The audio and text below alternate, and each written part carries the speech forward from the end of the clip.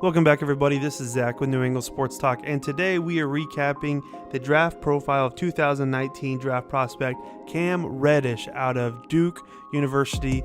He's a 6'8", 218-pound freshman forward. Fantastic basketball player. If you've seen any of Duke's games, you've got to have seen this guy in the lineup and seen what his game is about. But if you haven't, we're going to break it down anyways. We're going to talk about Cam Reddish here for a little bit. So let's start with his strengths as usual. That's where I want to kind of start this video out as. And he's got great size. Like I said, he's 6'8", 218 pounds.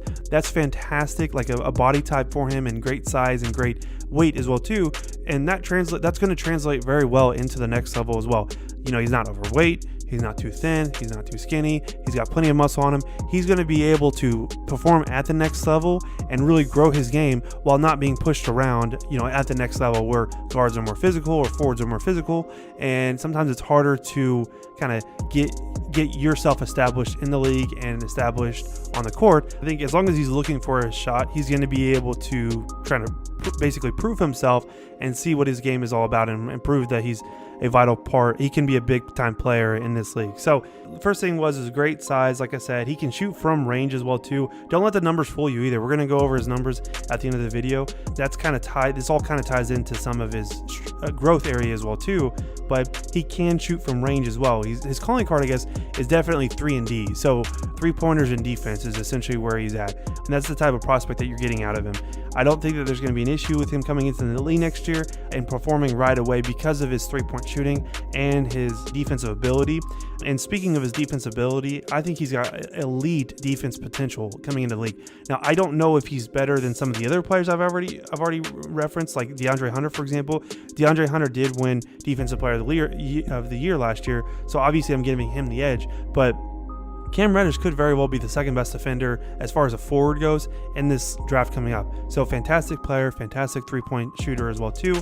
And I think he's going to very, very, very quickly make a name for himself in the league and get his kind of niche in the league and find himself in a good rotation with the team. Now, some of his growth areas is shot selection. So like I said, his shooting from range, not bad shooting from range, but a lot of times his questionable shot selection. And not only that, it's his aggressiveness as well too. He needs to be able to be more aggressive with a shot and be able to shoot effectively from the shots that he gets. He's not always wide open, and you're not going to always be wide open on the next level either. So you have to be able to shoot efficiently with a hand in your face and that kind of thing.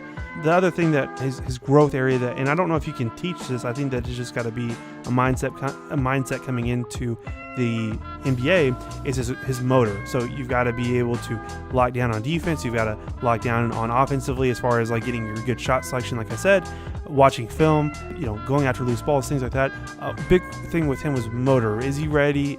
And we're gonna touch on this in a little bit, but I think he might also he's already declared for the 2019 draft. But I if I was him, I don't think waiting another year would have been an issue for him at all. I think he could have came into next year and being like a top 5 pick. I don't know if he's a top 5 pick this year, but either way, he can still come into the league, get his money, you know, get himself in the shoes with a good organization and kind of build off of what he's all about and build off the foundation that he already has. So let's talk about some of the key matchups. February 20th was one of the big time games that I watched of Duke basketball. Duke, North Carolina, obviously that's a massive rivalry. That's probably the best rivalry in the NCAA. But they did end up losing, but he didn't play a bad game at all. He had 27 points, and that was the season high on 43% shooting.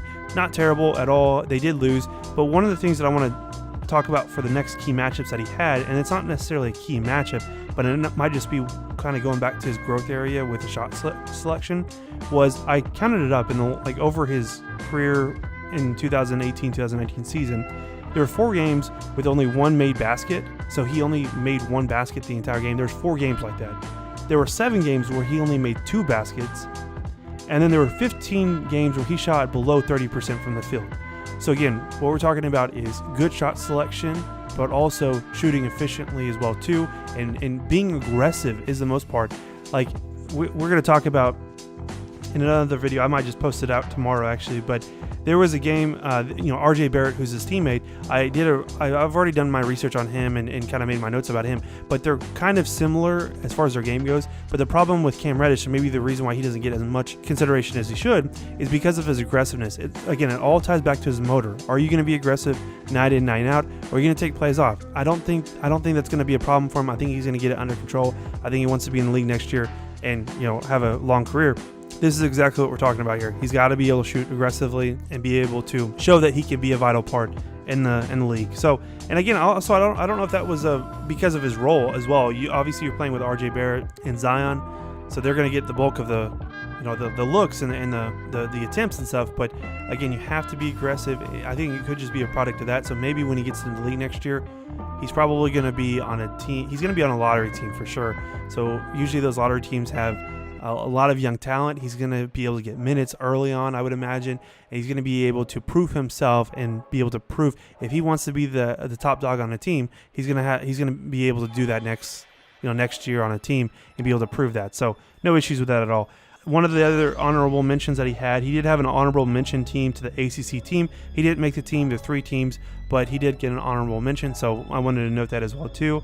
We're going to talk about his 2018-2019 stats here, and I'm going to put that on the video screen now.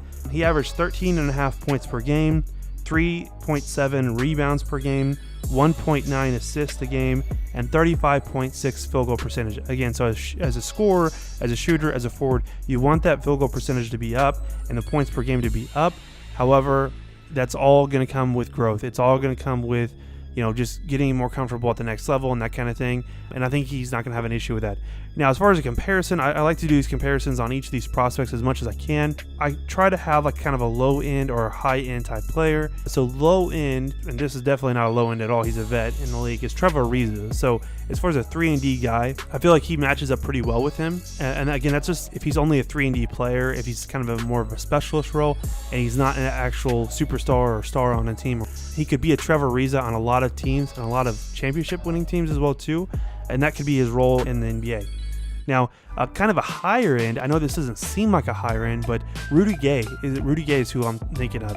Rudy Gay was fantastic in Memphis. He was one of the big pieces that helped the Memphis Grizzlies get to the Western Conference Finals when they played the Thunder, and they had a fantastic run with Memphis. I don't think Rudy Gay is a bad comparison whatsoever. He was an aggressive scorer, an elite scorer. Now, obviously, he's trailed off just a little bit. He's getting older. He was kind of a journeyman now a little bit. He went to, I believe, Toronto, then he went to the Kings, now he's at the Spurs. So it's like he's kind of getting around in the league right now, but he's staying in the league. He's made his mark in the league, and he's a fantastic part of any big team, a big NBA team that has him on the roster. They're going to be pretty good. So, guys, that was my video of Cam Reddish. Again, 2019 draft profile review of the 6'8" forward out of Duke University.